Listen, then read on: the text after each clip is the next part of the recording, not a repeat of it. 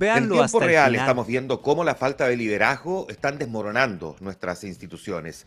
Chile parece que no tiene descanso en medio de un enjambre sísmico que nos trae un terremoto político tras otro. Y justo cuando pensábamos que lo habíamos visto todo, el caso de la denuncia por violación en contra del subsecretario del Interior, Manuel Monsalve, desata otra tormenta. En un intento desesperado por dar transparencia, el presidente Gabriel Boric cometió un error fatal en una improvisada conferencia de prensa de más de 50 minutos, que en lugar de disipar las dudas, las multiplicó. Y en vez de relegar el caso al Ministerio Público, donde debía haber estado desde el principio, Boric lo convirtió en su propio problema, enredándose en contradicciones que han dejado a todos perplejos. ¿Monsalve renunció o Boric le pidió la renuncia? Nadie lo sabe con certeza. El subsecretario dijo que renunció voluntariamente, pero Boric afirmó el viernes que fue él quien le pidió la renuncia. Y si esa confusión no era ya suficiente, el presidente agregó otra capa de incertidumbre. Primero dijo que fue el miércoles y minutos después que fue el jueves. Este tipo de contradicciones descolocan, no solo por lo caótico, sino porque reflejan una falta de coherencia y planificación que sería inaceptable en cualquier ámbito, pero que en la política se convierte en dinamita, y más en un caso tan delicado como este. Ojalá la confusión fuera solo un tema de forma, si Monsalve renunció o le pidieron la renuncia, y cuándo. No, no, no. Hay dudas mucho más inquietantes que esa. ¿Por qué? Si el presidente Boric supo de la denuncia el martes, permitió que Monsalve continuara en funciones hasta el jueves. El subsecretario incluso se presentó en el Congreso ese mismo día para defender el presupuesto del Ministerio del Interior. Solo se fue cuando el caso se hizo público. Pasan las horas y las preguntas se multiplican y ninguna tiene respuesta clara. Monsalve le dijo al presidente que no conocía la naturaleza de la denuncia. Si no sabía de la denuncia, ¿por qué revisó las cámaras de seguridad del hotel donde se alojaba? Él mismo confesó haber revisado las grabaciones porque no recordaba cómo había llegado la noche del supuesto delito, una declaración que solo agrega, por supuesto, más dudas. Monsalve, en su posición, no tenía atribuciones para pedirle a la PDI que viera las imágenes y puso a la policía en una situación compleja, porque la PDI no tenía por qué revisar las cámaras si hasta ese momento no estaba investigando un delito. La denuncia contra Monsalve, recordemos, recién se presentó 2 días después de que la PDI pidiera las grabaciones. Todo esto podría implicar una obstrucción a la justicia o una infracción a la ley de inteligencia, delitos por los que ya está siendo investigado. El presidente Boric, en una situación que raya en lo incomprensible, reconoció que sabía que Monsalve había visto las cámaras. Esto abre incluso la posibilidad de que el propio mandatario haya incurrido en una falta de omisión de denuncia, algo que establece claramente el Código Procesal Penal para cualquier funcionario público que tenga conocimiento de un eventual delito. En ese momento Boric debió haber derivado el caso a la Fiscalía, pero no lo hizo y en cambio trató de gestionarlo desde la moneda, agravando la situación. Para ser justos en el relato de este análisis, hay que decir que según un trascendido de cercanos a Monsalve, no fue él quien pidió ver las imágenes, sino que se lo sugirió la propia PDI, que tanto él como su acompañante tuvieron un borrón de memoria de al menos 10 horas y que no se acuerdan de lo que pasó esa noche, desde que salieron del restaurante hasta el día siguiente, que teme haber sido drogado y que la PDI le sugirió revisar las cámaras por si el móvil era una eventual extorsión. Ok, es una tesis, pero si es así, ¿por qué Monsalve se demoró 20 días en ir a la policía? ¿Por qué no lo hizo inmediatamente, si desde el principio le preocupaba no acordarse de lo que pasó esa noche?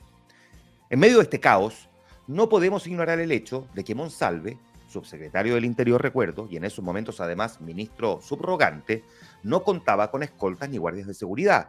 ¿Cómo es posible que una figura con un cargo tan relevante esté sin protección, especialmente en días donde su exposición pública era tan sensible? ¿Por qué se le permitió andar solo, en taxi, si estaba a cargo del Ministerio del Interior y es una de las caras más visibles del combate contra la delincuencia?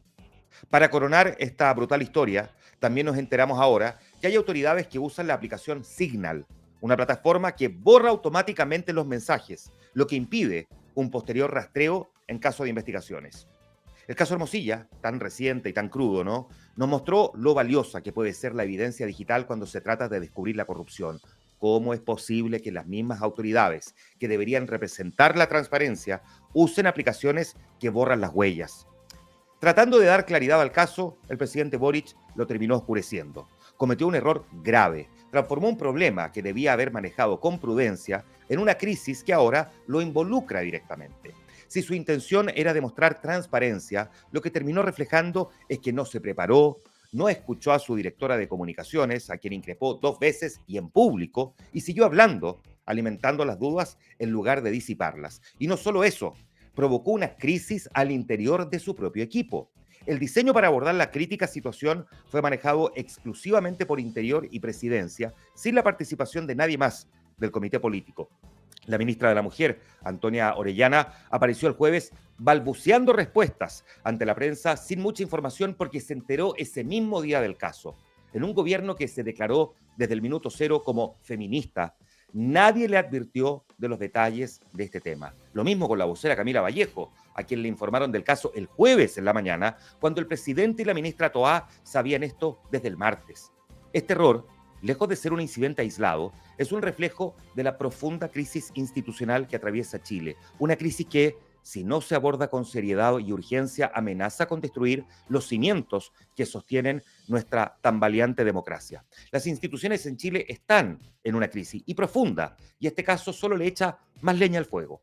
A la caída de 2 ministros de la Corte Suprema en una semana, por notable abandono de deberes, se suma un fiscal cuestionado por corrupción y decenas de alcaldes y exalcaldes procesados por una serie de delitos. El Congreso, por su parte, ha perdido todo sentido de gobernabilidad, enredado en una polarización permanente, abusando de las acusaciones constitucionales que se han convertido en herramientas de desgaste más que de justicia. Los partidos políticos, el Congreso y el Poder Judicial están entre las instituciones peor evaluadas por los chilenos y digamos que no hacen mucho por dar signos de gobernabilidad, todo lo contrario. Y mientras la democracia se tambalea, porque eso es lo que está pasando, tenemos una democracia tambaleante, las elecciones municipales y de gobernadores están ahí, a la vuelta de la esquina.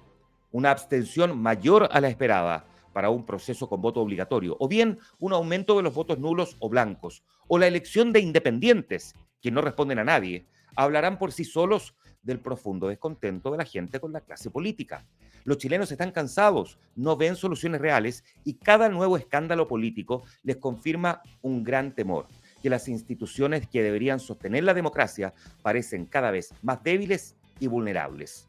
En una misma semana, vivimos una vorágine que deja por el suelo la imagen de las autoridades. Una exalcaldesa formalizada por fraude al fisco que nos notificó a través de fotos suyas sin ropa que el exhibicionismo es su mejor versión de servirle al público. Luego, 2 jueces destituidos en medio de escándalos que salpican también a otros ministros y fiscales. Y para cerrar la semana, el incendio Monsalve que Boric apagó con benzina.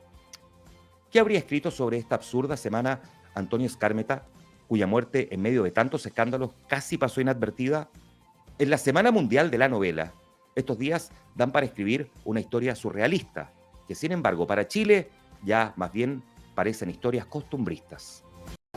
Vaya, no encuentro fallas en su lógica.